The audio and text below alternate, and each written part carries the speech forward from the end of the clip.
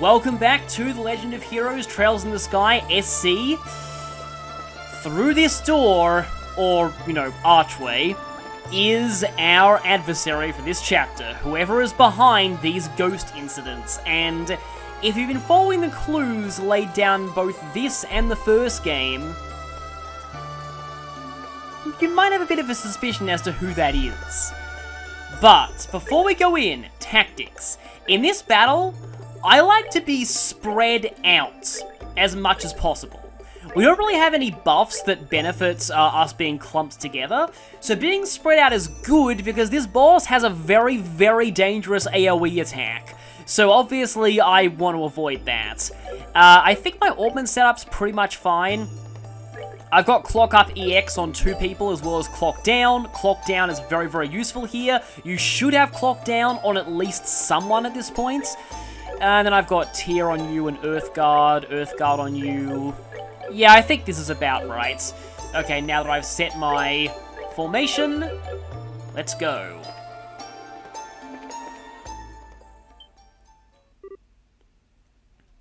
Also, prepare for a string of very good songs. It's our ghost, but in the flesh this time.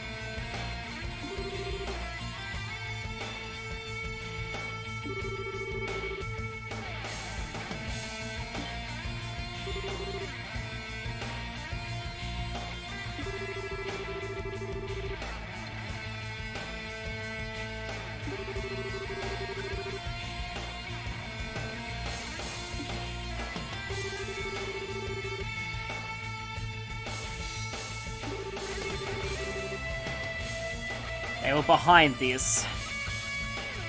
Of course they were. And, yeah, as you may have figured, Phantom Thief B was one of them all along.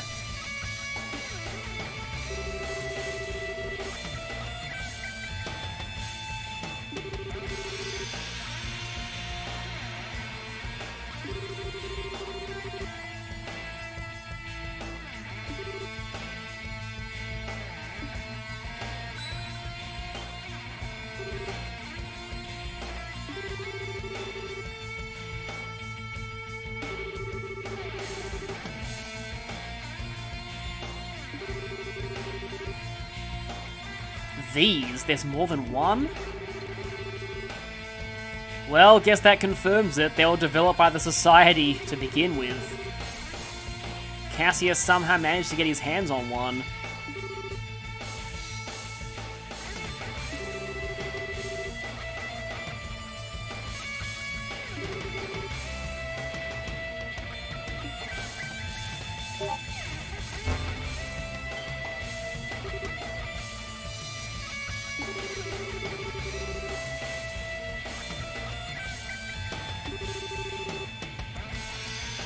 Yeah, so this whole time, the ghosts were basically holograms, which makes sense as to why they were immune to bullets.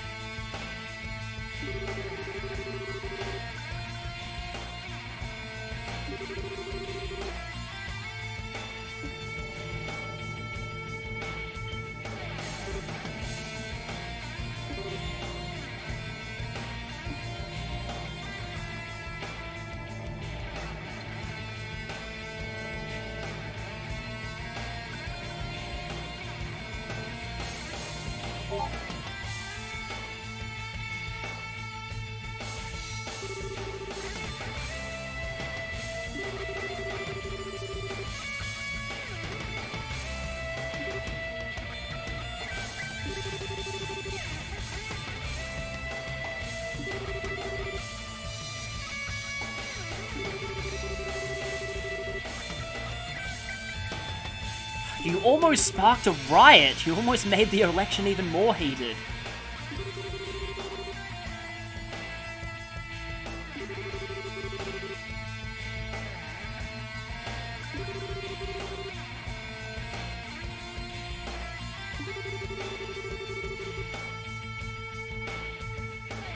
Yeah, so for those wondering, the Grandmaster is not Weissman.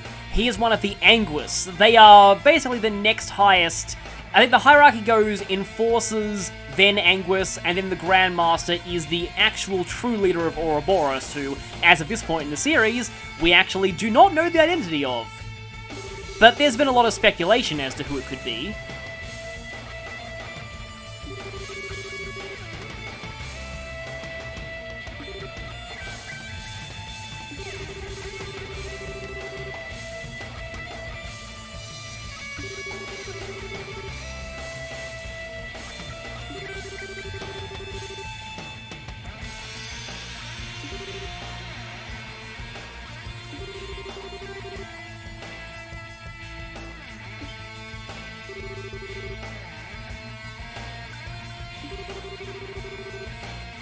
Remember what people were saying? The butler. He said that it wasn't him who was at the mansion that day. He was on vacation at that time. We met this guy in FC and we never even knew. He was there watching us all along.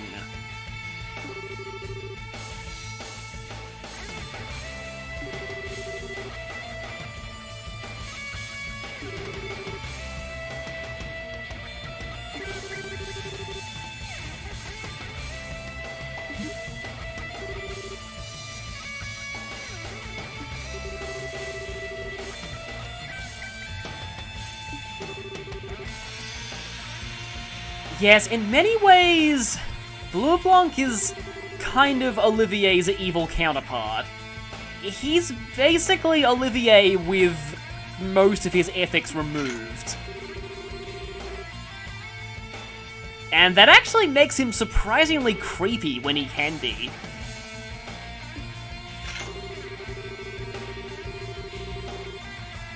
Yeah, a bunch of other junk.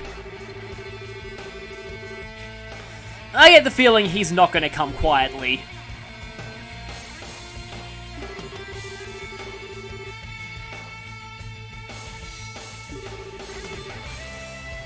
Yes, this was a trap all along.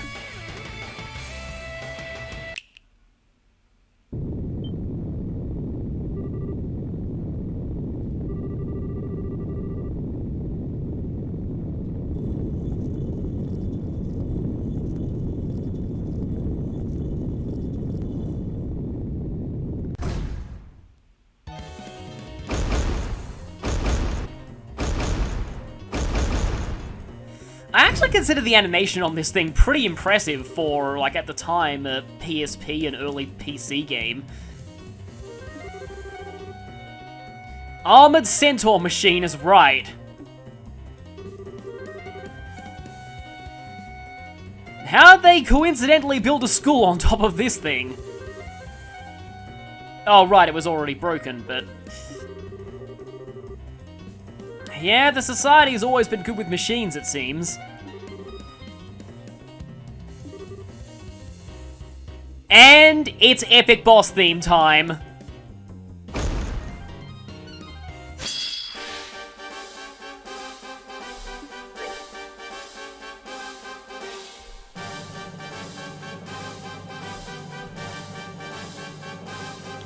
This is the Stormbringer, and it's surrounded by proxy fraggers. They're exactly the same as the ones we fought before, so they will buff this thing's strength and speed whenever they're destroyed. The Stormbringer itself has a lot of moves that it can use, and they're all pretty dangerous. Right, let's see. I should probably start by going for Earthguard. I just want to set these up as much as I can, although the proxy fraggers are definitely going to play havoc with that. You are kind of getting into a good position to be hellgated, but before we do any of that, clock down.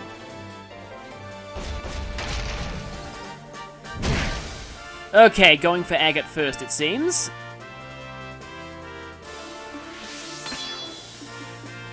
Okay, you probably need to heal yourself slightly.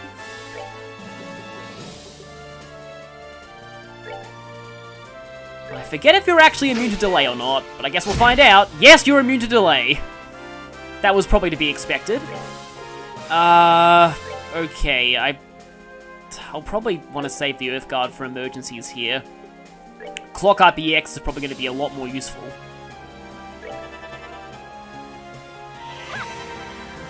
And this should catch a few of them in the crossfire. Clock Down is what you want to start this fight with. It becomes a lot more manageable to deal with this thing if its speed's been reduced. Okay, yeah, I doubt that Earth Guard's gonna last very long. Okay, more attacks. Yeah, it hits pretty hard. The proxy fraggers are more just a distraction than anything else, though. And defeating them is usually not that bad of an idea because it will sometimes waste its turn summoning more. For now, though, I think I should go ahead and get a Clock Up EX set up. Ideally, you want this on everyone. I guess I can Earth Guard you. And Clock Up EX, I suppose, Estelle. Just setting up my buffs here.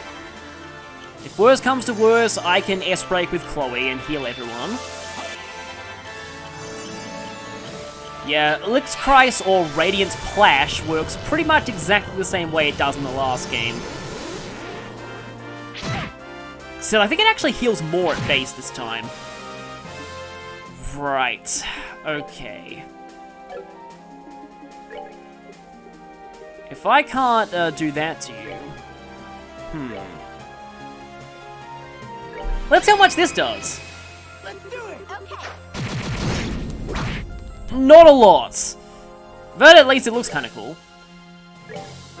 Okay, you're the only one here who's not speed buffed. But do I want to do that yet, or do I want to just go straight... You have White Gahana already!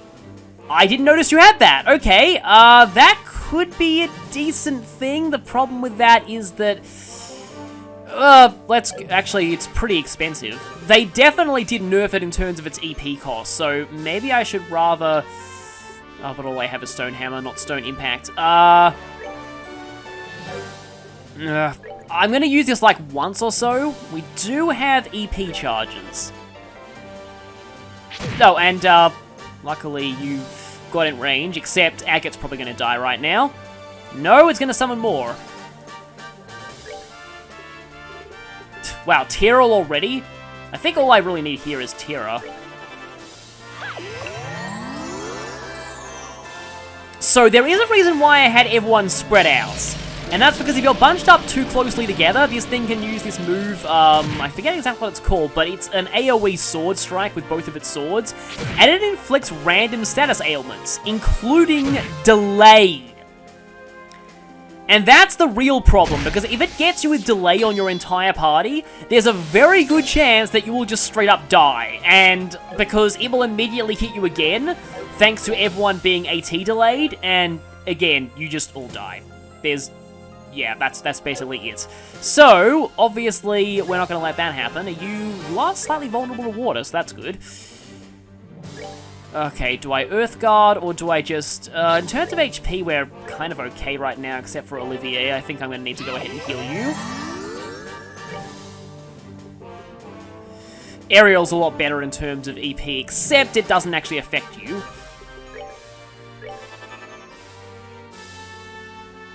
They're still just kind of walking around. Still speed down.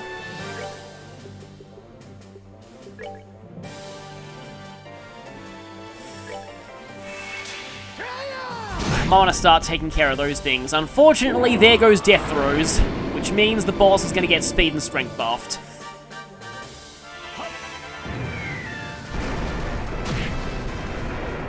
Has not taken a lot of damage so far.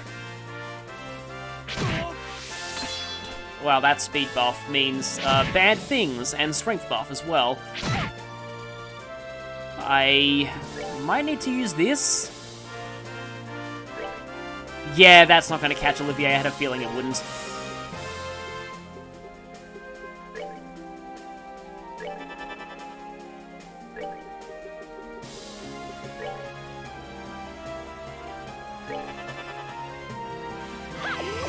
Okay, activating the death throws might have been a bad thing for me. I guess we'll see what happens. That could end very badly. They're also kind of all spread out all over the place. Of course, the good news is it means that at this point there's no real reason not to kill off the little ones because everything's already buffed with death throws, so might as well try that.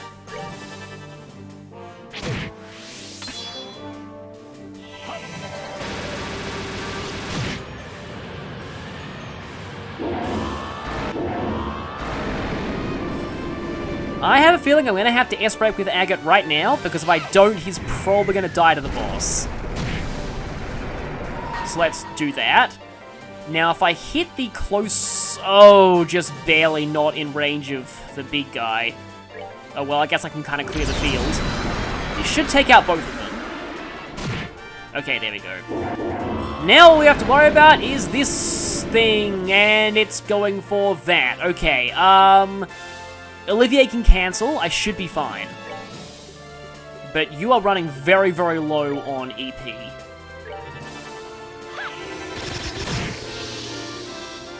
Also, the speed buff's worn off anyway. Let's go ahead and sniper shot that. You're feeling lucky. Okay, yeah, good. That actually was cancelable. I was kind of worried for a second that it wasn't, but it is. And I guess I'll just go for a regular stone hammer. It's almost a third done. Oh, great, there's Orbital Hurricane. Thankfully not extremely strong or anything like that. But how much does this... This heals the three of us. I might have to do that, actually. I don't like that because it's going to delay... Actually, it doesn't delay our next turn that much.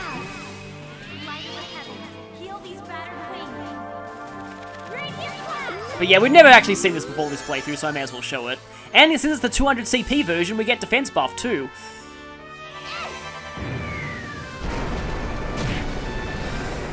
So yeah, once you take out most of the initial proxy fraggers, yep, it's summoning more, but it's going to waste this turn a little bit to do that.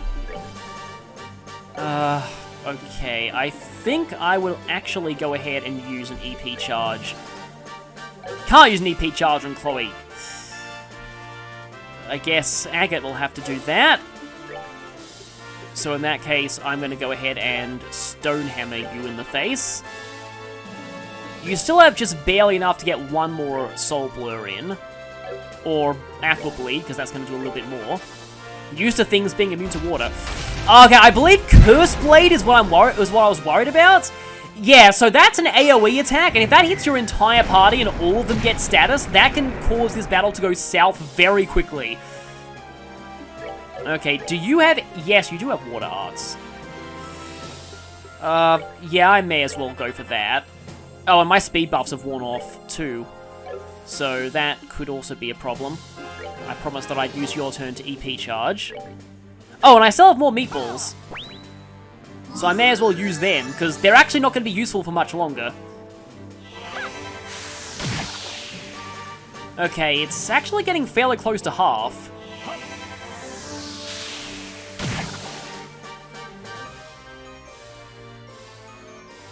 Okay, you're not really doing much right now. Orbital Hurricane again. Who's that going for? Those two. Okay, I just don't want it to get close enough to the point where it will use Curse Blade on all of us at once. This counts, right? As a critical, I mean? Yes, definitely!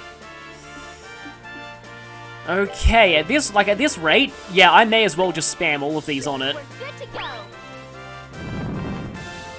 Because they're not going to be useful for much longer, like I said. It's like a free 1,000 damage every time. Which is actually going to get it pretty close to going down.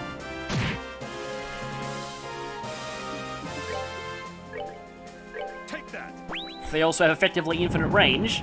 I love how he's shooting the fire out of his hands. Okay, don't die, Estelle, please. Okay, going for that. That's totally fine. Either Estelle or... I don't know if... Is Chloe in range to cancel that? She is, but I'd probably rather use Blue Impact. You, on the other hand, will hard break that thing.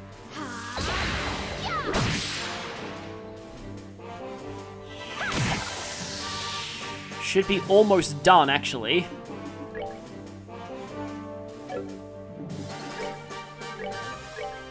More meatballs. Yeah, one more hit should finish this.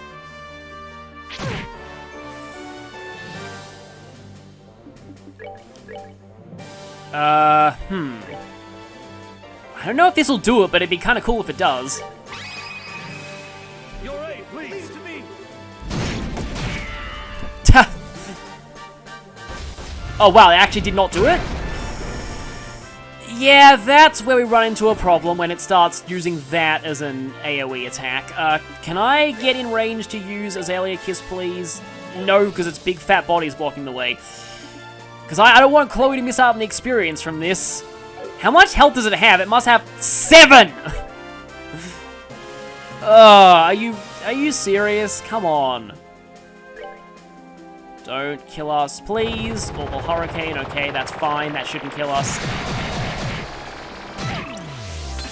Oh, blind. Which doesn't really matter. I'm going to tear Estelle just in case that Proxy Fragger decides to hit her. Okay. Chloe revives, and as weird as this seems, I'm gonna have to do this, just to make sure that it goes down. Let me show you the true essence of beauty.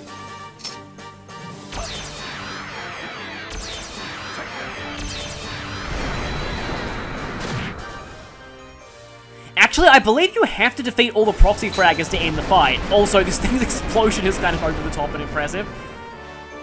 And down it goes. Yes, you do have to defeat the Proxy Fraggers. So that was a little bit of an anticlimax, but oh well. Let's just finish this. You don't need to worry about blind, because S-Crafts always hits.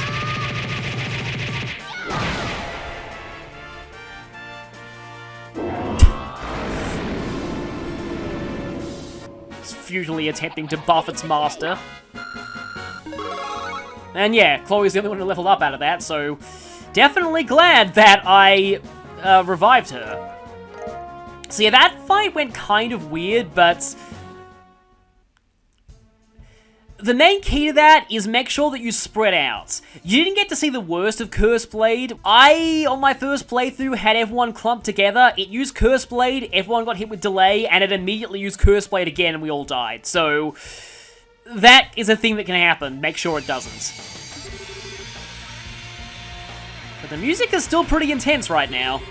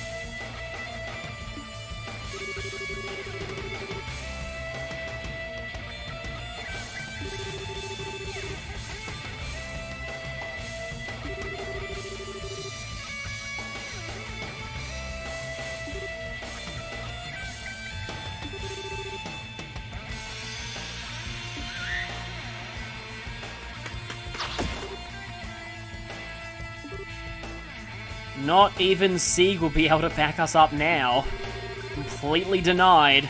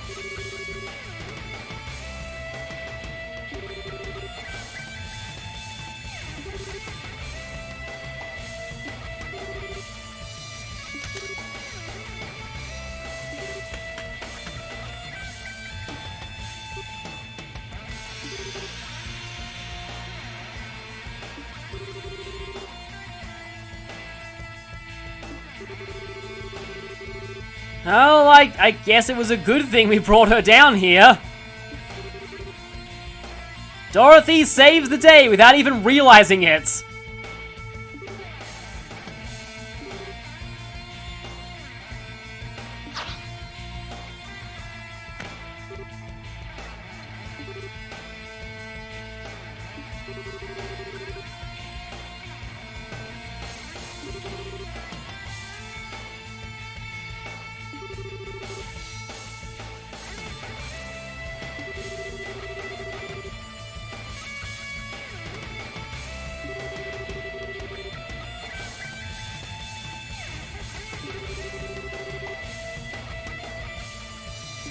Oh, you brought Joshua into this? You are dead.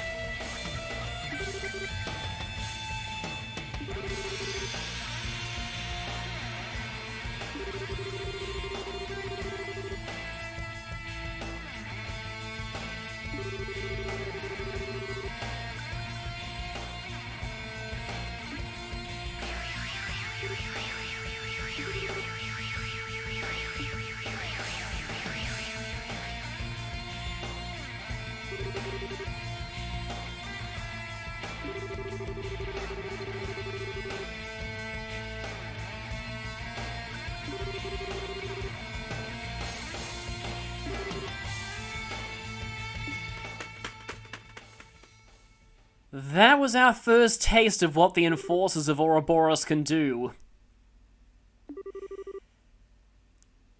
And there are 3 more of them operating in Bleublanc right now.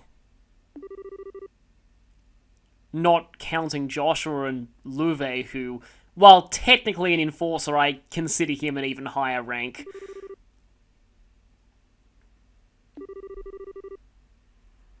And Olivier has met his eternal rival. This really can't end well. But yeah, we are up against some really, really dangerous people. Again, this is only one of them. And that music that played while we were talking with him, I think it's just called The Enforcers. That is one of my favorite pieces of music in this whole series, because one thing that I find really makes a villainous organization memorable is giving them a really memorable theme, and just that song is extremely distinctive. Like, it's hard for me to describe exactly why, but the melody of it, just the tune specifically, it's instantly recognizable. Like, you hear that and you play this game, you instantly know that is the Ouroboros theme. It reminds me of some of the better Evil Team themes in the Pokemon series, but in a way it's a bit of a disservice to compare it to that. It's just so iconic and just so intimidating as well when you first hear that. It's just such a great use of music. And yes, 47 is the magic number. That's how much BP you should have at the end of this chapter.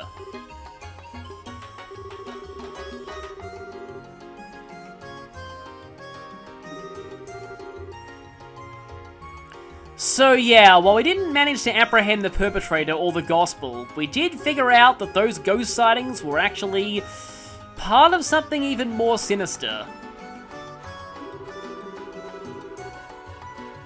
And it seems like they originally created those. They were trying to test exactly what the gospel could do. Though, what's the practical application of amplifying projections like that? Maybe it was just a test of their powers. By the way, Enforcer number 10, he represents the Arcana of the Wheel of Fortune. And, okay, now is the perfect time to talk about a bit of translation trivia, so just bear with me for a second.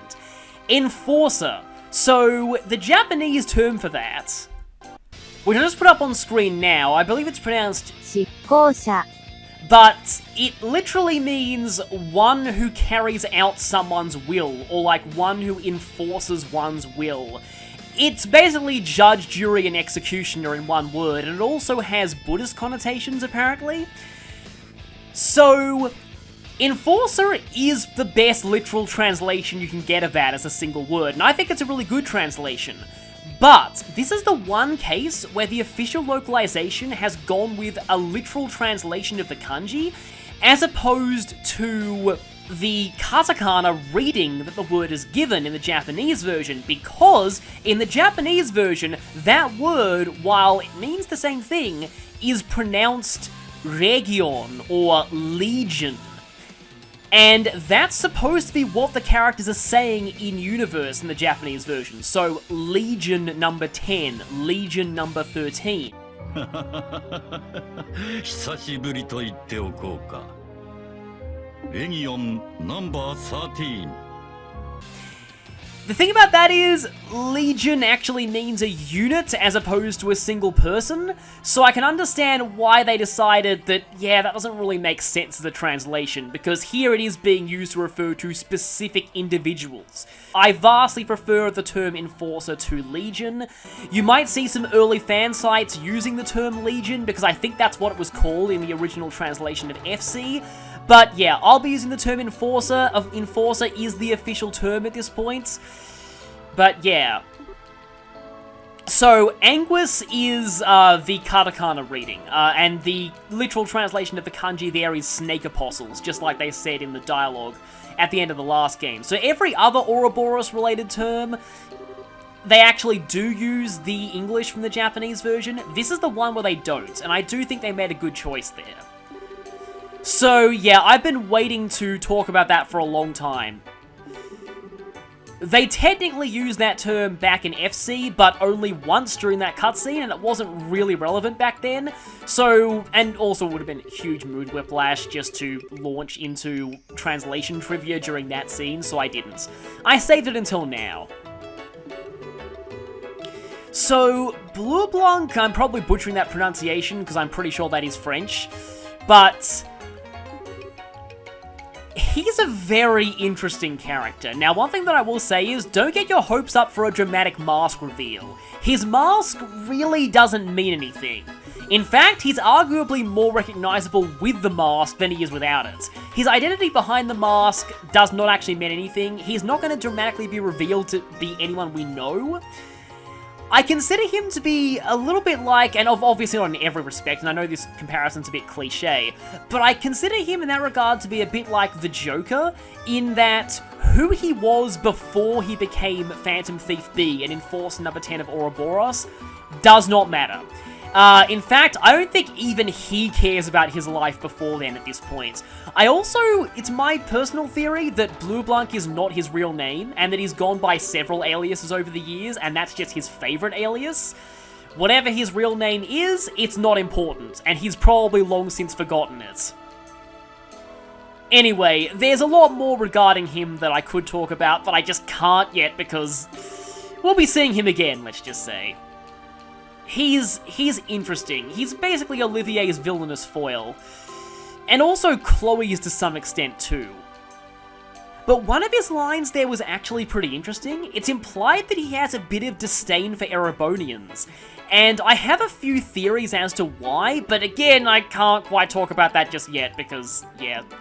Not exactly spoilers, but we'll be finding out more about him later. So, all of that rambling aside, our next destination is the Zeiss region.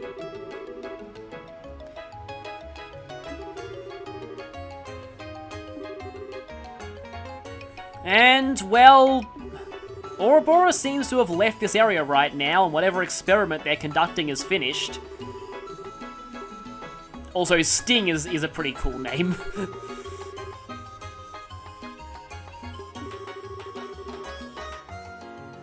We want to check how his granddaughter is doing too.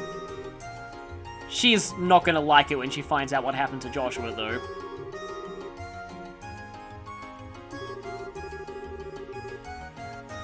And nobody is leaving us. In SC, for the majority of the game, anyone who joins your party stays in your party until the game ends. There'll be times when a few of these characters have to leave you for various reasons, but for the most part, Chloe and Olivier are gonna be joining us from now on.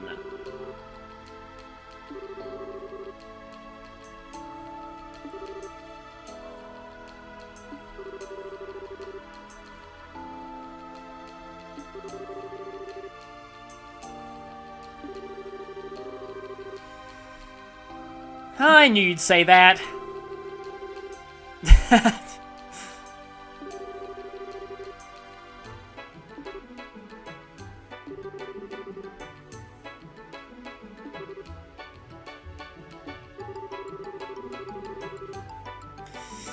Yeah, as the princess and future queen.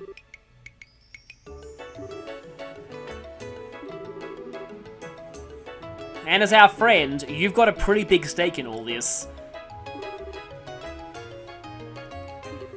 I'm sure they're kind of used to this. And exams are over anyway. I mean, what else is left in the year?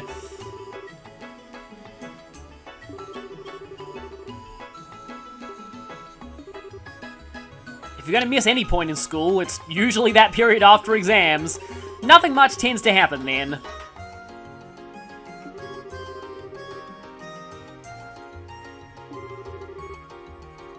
No, don't do that, you're amazing.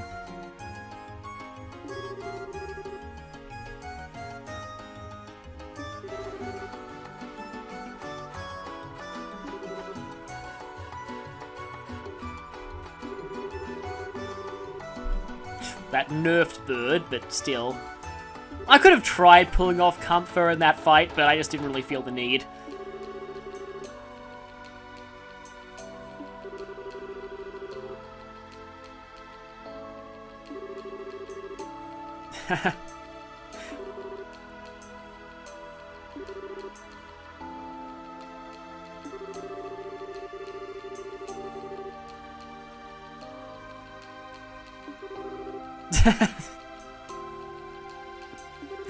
That's the weird sequel to Magical of the White Magnolia!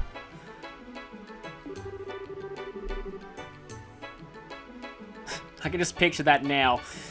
Oscar and Julius versus the debaucherous prince.